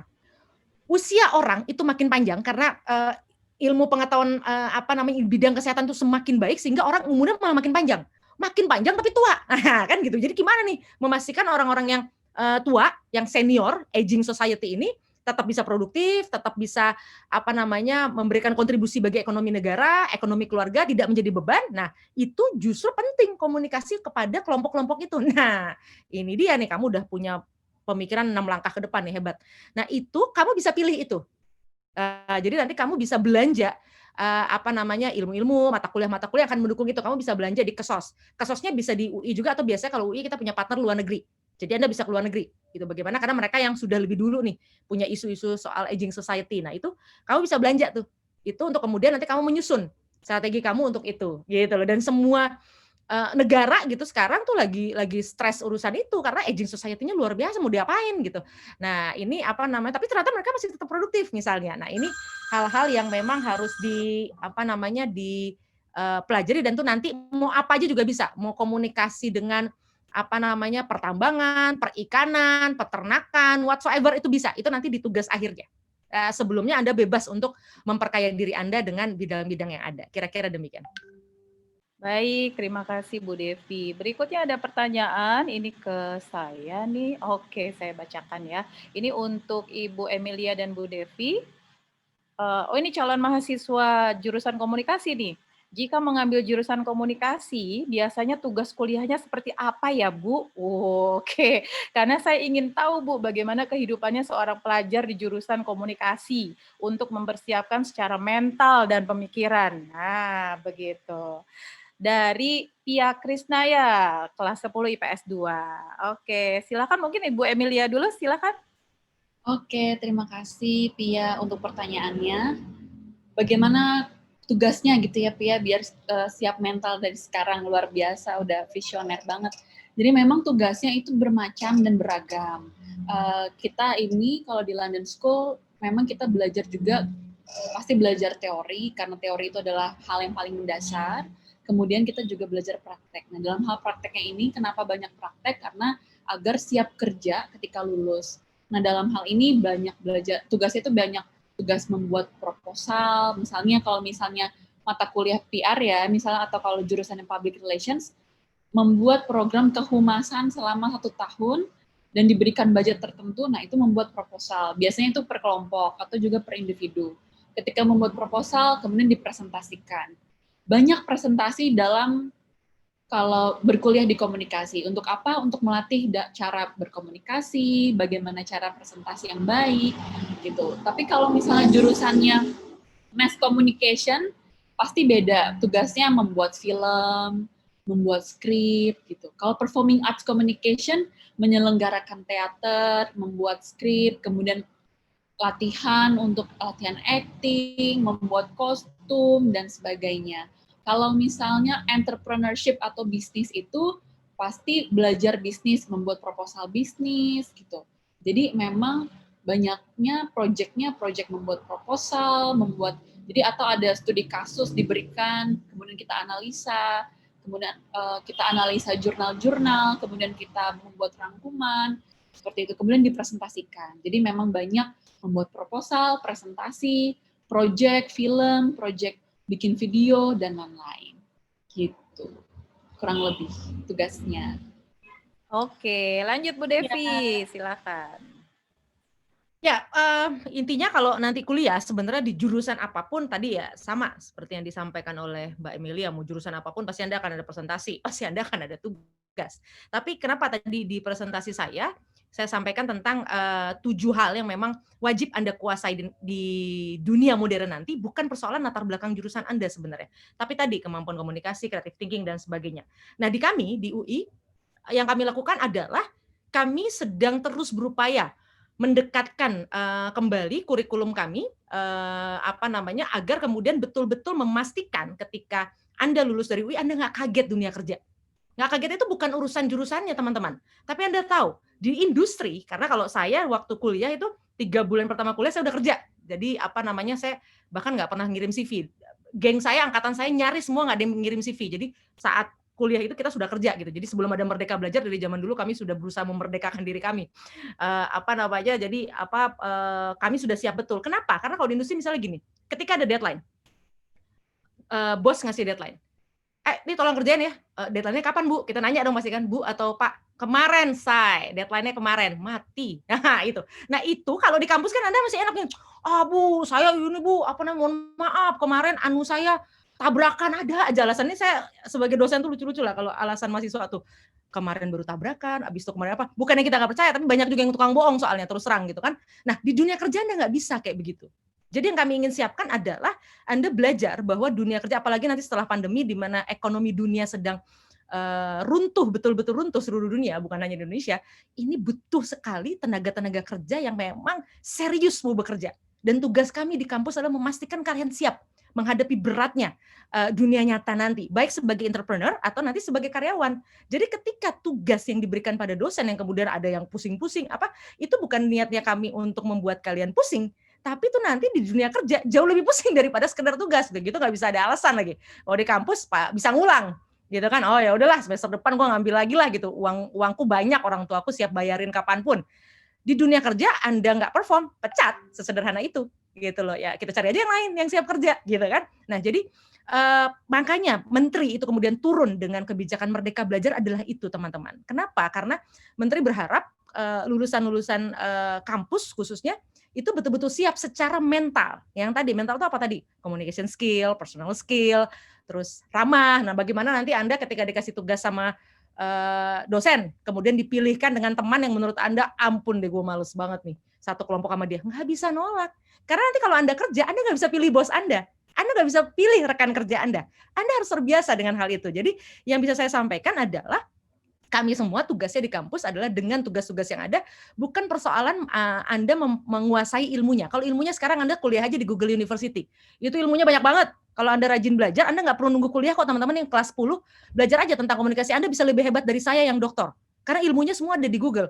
Tapi yang kami latih adalah tadi, bagaimana Anda kritis, bagaimana Anda bisa bekerja sama dengan tim. Kami paksa Anda dengan satu tim yang isinya Anda nggak suka semua nih. Isi anak kan ada tuh kita kira, gue mah males banget ya anak satu nih, ambis banget, ogah deh gue satu tim sama dia. Nggak bisa, sengaja kita bikin satu tim. biar Anda tahu rasanya gimana caranya kerja dengan orang yang ambis. Harusnya bukannya Anda menghindar, Anda juga ambis juga, tapi dengan cara yang elegan gitu misalnya. Nanti karena di kantor nanti akan begitu gitu. Industri akan begitu, saling kompetisi segala, kadang-kadang very harsh gitu kan, dan itu yang Anda harus pelajari gitu. Kalau ada yang jahat, nakal, ya kita nanti yang bagian nyentilnya. Nggak usah gini-gini amat, boleh ambis, tapi Bu ya jangan curang kan gitu. Itu kan kita ingetin biar nanti ketika dia masuk dunia kerja juga jangan lakukan hal yang sama. Karena kalau dunia kerja hukumannya bukan cuma dijewer Devi dosen, Anda masuk penjara kan ribet gitu kan. Nah, ini hal-hal yang memang akan kami tekankan jurusan apapun yang akan Anda masuki di kampus. Baik, jadi bagaimanapun situasinya, yang penting adalah komunikasinya, betul ya? Oke, apakah ada pertanyaan? Apakah ada yang ingin bertanya langsung, Bu Ita, barangkali? Boleh nanya nggak? Soalnya udah ngelihat muka Bu Ita tuh udah mulai garuk-garuk, gitu. Ada yang gemes gitu ya sama Bu Emil sama Bu Devi. Silakan Bu Ita. Mbak Devi, Mbak Emilia, sepanjang mendengarkan tadi, menarik sekali gitu ya ilmu komunikasi ini gitu. Hanya satu, jadi kok agak bias lagi nih saya nih gitu. Jadi penasaran nanti ketika benar-benar masuk ke jurusan komunikasi, sebenarnya yang dipelajari itu seperti apa gitu. Karena kalau tadi yang disampaikan, kok ternyata komunikasi itu tidak sebatas pada menyampaikan pesan saja, tapi ternyata di balik itu gitu ya, tadi Mbak Devi dengan detail ada touch-nya gitu, harus ngerti juga secara emosional bagaimana, seperti tadi dicontohkan juga dokter mau kasih tahu ini pasien istilahnya sudah kritis, tapi kan ada bahasanya yang harus ditata dengan baik gitu ya. Kok jadi agak deket-deket sama psikologi ini gitu. Nah, saya jadi penasaran, apakah nanti di perkuliahannya itu ada porsi tentang mempelajari psikologi di ilmu komunikasi ini? Mungkin buat dua-duanya kalau boleh. Makasih Bu Reni. Baik. Yang paling cantik dulu. Oke. Dua-duanya cantik sih, gelis dulu. Ya, dua-duanya cakep, sweet ntar. Silakan Bu Emilia. Iya, benar banget Bu Ita. Jadi memang kalau di LSPR itu kita belajar semuanya. Jadi tahun pertama kita belajar semua penjurusan. Jadi introduction to semua mata kuliah. Jadi perkenalan semua mata kuliah itu bagaimana dikenalkan dulu di awal-awal itu, 1 tahun pertama. Kemudian kita juga belajar psychology of communication. Jadi memang benar banget komunikasi itu sebenarnya adalah ilmu yang memang kompleks ya, memang ilmu yang lengkap gitu, dari hulu ke hilir itu kita belajar.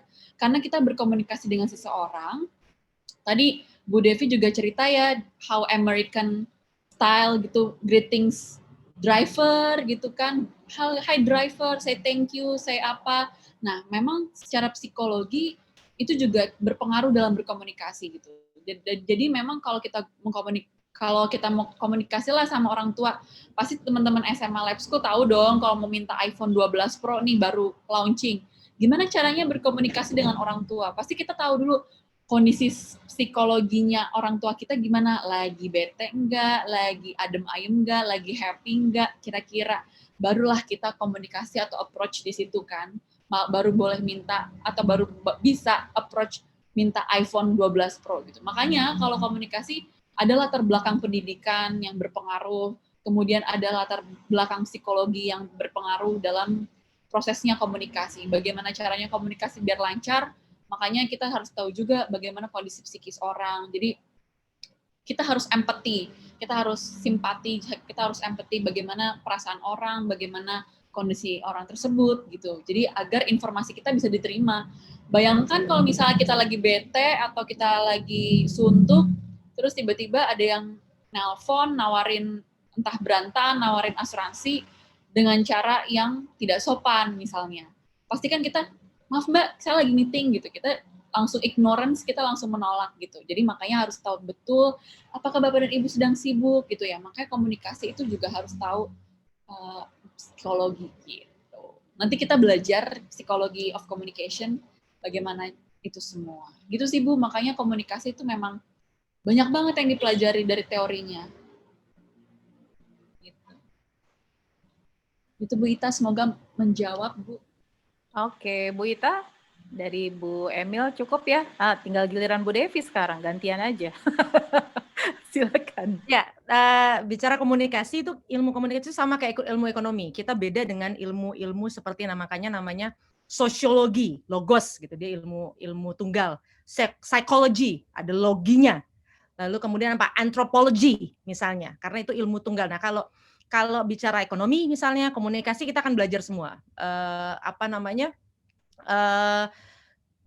Bapak-bapak komunikasi itu ahli-ahli matematika justru, mathematician gitu. Jadi teori tentang bagaimana sebuah pesan itu disampaikan, itu ilmu matematika. Tadi saya bilang soal momentum dalam komunikasi, itu ilmu fisika. Jadi terus terang memang kalau dibilang komunikasi belajar apa, sebenarnya nanti terpulang pada Anda, tapi Anda berpeluang sebenarnya menjadi Superman dan Superwoman. Anda mau belajar semua dengan serius apa enggak gitu. Nah, karena Anda harus belajar, karena gini, bayangkan kalau Anda nanti kebetulan kerjanya di industri bersama Elon Musk. Nah, berarti kan Anda di industri galaksi gitu kan. Sebagai seorang komunikasi Anda harus belajar produknya. Ini apa nih soal galaksi ini? Bagaimana percepatan menuju Mars dan sebagainya? Anda harus belajar, karena bagaimana Anda mengkomunikasikan soal produk Anda kalau Anda nggak tahu. Makanya kalau Anda ketemu dengan orang-orang komunikasi, kalau saya selalu menyebut itu dewi-dewi, karena banyak sekali perempuan, tapi kalau di dunia sebenarnya dewa-dewa, karena lebih banyak laki-laki sebenarnya. Itu kalau bicara sama mereka, dari ngomongin soal kaca bisa, ngomongin soal main catur bisa, ngomongin soal pohon bisa, karena tergantung klien kan. Dan mereka sangat menguasai produk knowledge tentang klien mereka masing-masing dengan luar biasa. Bahkan soal kesehatan mereka udah bisa kayak dokter. Artinya pengetahuannya ya, bukan berarti keterampilannya. Karena pengetahuan itu lagi-lagi, siapapun bisa belajar. Tapi kalau keterampilan, nah itu butuh waktu, mastery sesuatu itu butuh waktu. Tapi artinya menjadi orang komunikasi itu tantangannya itu, karena memang basic ilmunya sudah, basic ilmu tanda kutip ya campur sari memang gitu. Nature ilmunya memang nature ilmu yang demikian gitu. Jadi Anda harus siap untuk, aku nggak suka politik, apaan sih, pusing, isinya korupsi, nggak bisa. Anda harus belajar gitu. Karena siapa tahu Anda kemudian jadi juru bicara di istana, Anda harus ngerti bagaimana peran parlemen itu seperti apa, antar konstituen itu apa dan sebagainya gitu, dan sebagainya. Intinya nikmatnya di komunikasi menurut saya tidak ada batasan. Itu yang justru satu sisi tantangan. Kalau yang nggak suka ya akan gitu kan, sesak napas, aduh banyak banget yang udah pelajarin, aduh ini belum kelar dibaca. Nah, tapi kalau bagi yang suka, happy, Anda akan jadi tadi Superman dan Superwoman kalau menurut hemat saya. Baik, jelas ya Bu Ita ya? Bisa dibilang berarti ilmu komunikasi juga terapan dari beberapa ilmu tunggal tadi ya? Ya, dia memang ilmu terapan. Makanya bukan logi, makanya bukan komunikologi. Jadi secara terminologi saja memang dia bukan ilmu sains, dia terapan memang. Baik, jadi komunikasi masih di bawah cocokologi ya, Bu Devi. Tepat sekali, sekali. Ya, jadi kalau mau belajar komunikasi, berarti mereka-mereka yang memang harus siap terbuka juga dengan ilmu-ilmu lain juga yang haus akan ilmu. Orang yang tidak pernah mengotak-kotakan dirinya, tidak pernah melihat sesuatu itu sebagai alien. Malah justru semakin alien dia semakin penasaran, ini apa ya? Jadi tidak pernah penuh curiga, tidak pernah justru kayak, wow ini apa nih? Wow gitu, yang matanya selalu berbinar-binar ketika menemukan hal-hal baru. Nah itu Anda akan cocok sekali di komunikasi. Ya, karena kan kita juga biasanya anak-anak tanya, Bu, apa ya yang cocok buat saya gitu ya. Walaupun kita tidak boleh memutuskan gitu, tapi kadang-kadang sambil mereka bicara, kita kan gini, kira-kira ini anak ini cocok kemana gitu. Nah, kadang-kadang di bedah jurusan kali ini kita pengen tahu banget itu sebenarnya soft skill apa sih yang dibutuhkan dari tiap jurusan itu gitu. Nah, ini kan akhirnya terbuka, berarti untuk komunikasi berarti memang dibutuhkan orang-orang yang curiosity-nya itu tinggi banget ya. Generalis, dia senang dengan sesuatu yang general. Tapi kan ada orang yang spesialis. Gua pokoknya senengnya pintu. Tapi pintu pesawat terbang itu kan spesifik banget. Oh berarti dia nanti ilmunya ilmu yang seperti itu ya. Orang-orang yang terbuka ya. Seneng belajar semua hal. Hari ini dia jadi MC, besok dia tiba-tiba ngerjain event, besok lagi dia ngerjain apa? Oh ini kayaknya anaknya generalis nih. Nah bisa jadi cocok di ilmu-ilmu yang generalis tadi, kayak ekonomi mungkin atau komunikasi gitu kan. Makasih banyak. Sudah Bu Reni. Baik, terima kasih untuk pertanyaan dan jawabannya. Berikutnya, oke, saya lihat di sini ada Pak Arif Syawaladi lagi. Apakah mau langsung bertanya saja kepada Bu Devi, Pak Arif atau Mas Arif atau Om Arif? Oke, Pak Arif Syawaladi. Halo, hadirkah di sini, suaranya bisa munculkah, Pak Arif? Oke, kalau gitu saya bacakan saja. Untuk Bu Devi, masih lanjutan yang tadi. Saya ternyata salah dalam berkomunikasi. Yang saya maksud adalah kalau usia saya sudah lanjut alias di atas 40 tahun, apakah bisa kuliah lagi di jurusan komunikasi di UI, program non-reguler atau apa? Saya posisi sedang take a break dari pekerjaan dan ingin belajar ilmu komunikasi, suatu bidang yang ternyata sangat penting untuk semua jenis pekerjaan. Monggo, Bu Devi. Mangga, izin. Jadi sangat bisa Pak, Bapak mau mengambil saya mungkin harus tahu lebih dahulu Bapak latar belakangnya apakah sudah pernah mengambil S1. Kalau sudah mengambil S1, mungkin Bapak tinggal ambil master di bidang komunikasi. Nah, karena biasanya kalau master kan ada 2 biasanya. Master yang teoretik gitu ya, karena itu biasanya akan harusnya diikuti oleh orang-orang yang memang akan fokus menjadi pengajar, scholars gitu ya, ilmuwan. Tapi ada yang master terapan. Jadi di situ bagaimana kita mengexercise kemampuan-kemampuan komunikasi untuk dicocok logikan tadi gitu ya dengan industri yang sedang kita jalani gitu. Nah, itu Bapak bisa ambil master gitu. Tapi kalau misalnya belum pernah mengambil S1, mau mengambil S1 memang kita punya paralel misalnya yang itu siapapun bisa ambil gitu ya, batasan waktunya tidak ada. Tapi saran saya karena Bapak sudah berkarir di industri mungkin agar tidak terlalu banyak menghabiskan waktu di studinya, karena kalau S1 kan cukup panjang ya, 3 atau 4 tahun, saya rasa di master cukup Pak mungkin. Tapi ini harus diskusi lebih lanjut sesuai dengan karakteristik kebutuhan Bapak juga, kira-kira demikian. Ya, dan ternyata Pak Arif ini adalah dokter spesialis nih, katanya masih lanjut lagi. Tidak bisa online langsung karena sedang virtual meeting. Demikian Bu Devi. Oke, jempol buat Pak Arif yang selalu semangat ya. Bu Ita, kita 5 menit lagi menuju pukul 11. Kita masih punya waktukah? Atau sudah cukup? 11. Iya. Kalau ada satu lagi pertanyaan mungkin bisa. Oke, di chat saya sih tidak ada. Mungkin ada Bapak Ibu guru atau anak-anak yang mau bertanya langsung juga boleh, silakan karena ini narasumbernya hebat-hebat sekali, sudah menyempatkan waktu. Ada satu lagi, Bu Reni. Oke, boleh. Bu Ita masih ini nih. Masih gemes. Masih gemes. Kalau mau misalnya terjun di dunia komunikasi ya, di karir komunikasi seperti itu. Nah, kebetulan saya lagi in charge di kelas 10 nih, Bu Devi dan Bu Amelia. Kebetulan kelas 10 sekarang dilihat dari data awal banyak yang ingin kuliah di luar negeri. Kalau misalnya untuk komunikasi, lalu berkarirnya di Indonesia, mending mana nih? S1-nya di Indonesia lalu ambil spesialis komunikasi apa di luar, atau bisa S1-nya di luar negeri? It's a tough question ya. Ini pertanyaan $1 miliar nih, agak berat. Tapi gini, berat itu gini. Dulu, karena ini memang harus di-exercise terus ya terkait dengan perkembangan zaman soalnya. Kalau dulu sebenarnya memang ada baiknya S1 itu jangan di luar negeri. Kenapa? Karena Anda harus punya jaringan yang cukup kuat di dalam negeri. Karena gini, 4 tahun itu waktu yang panjang. Sederhananya kalau Anda reuni repot, Anda reuni harus ke Amerika, ke Boston gitu. Kalau ini kan dikit-dikit kita reuni nih, reuni kan gampang nih kalau sesama anak UI gitu, gampang gitu. Apalagi kalau Anda akan hidup Anda di Indonesia gitu. Nah, tapi kenapa saya bilang ini berat pertanyaannya? Karena sekarang ini kan trennya dan sudah terjadi, bukan tren ke depan lagi. Jadi Anda bisa tinggal di Korea, kayak teman-teman saya tuh ada yang tinggal di Korea, ada yang tinggal di Thailand, tapi kliennya dari Amerika, dari Inggris, dari manapun gitu. Nah, artinya kalau dengan kondisi sekarang sebenarnya nggak ada masalah. Anda yang paling penting tuh gini, kalau pelajaran saya kalau kita nyantri di luar negeri itu yang mohon maaf banget mungkin saya salah gitu. Saya mungkin bisa jadi dihujat oleh orang lain, tapi kalau saya waktu itu saya justru sangat menghindari berteman dengan banyak orang Indonesia.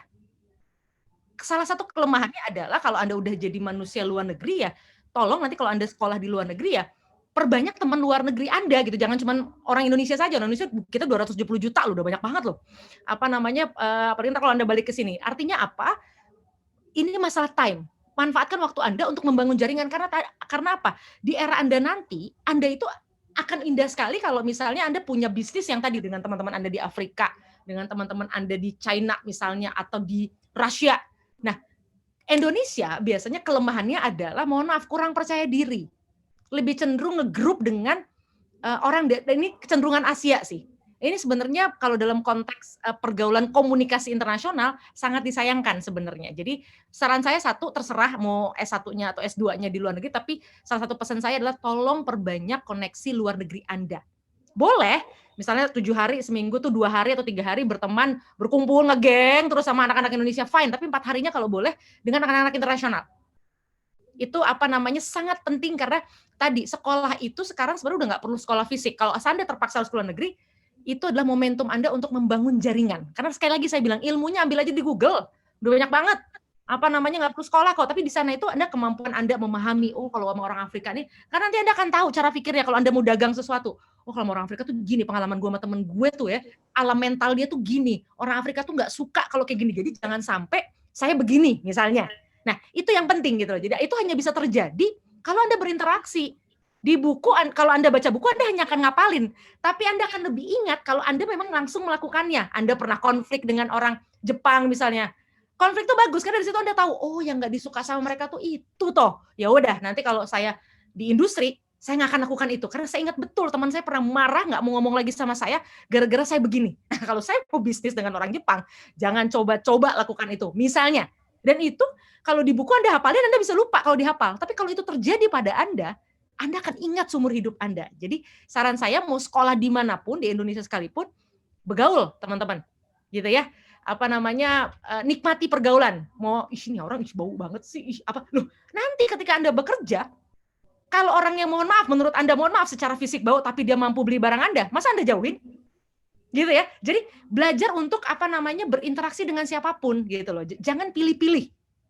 Karena itu akan ada banyak manfaatnya untuk Anda nanti, bukan hari ini. Karena kan Anda punya memori yang nggak perlu dihafal, karena ya ini anak begini. Ternyata memang betul, don't judge the book by its cover. Anaknya kayak gembel, ternyata bapaknya bupati di daerah kaya raya betul gitu misalnya. Karena saya punya teman kayak gitu tuh, kita nyumbang buat dia, ternyata diam-diam orang kaya nih, waduh gitu kan.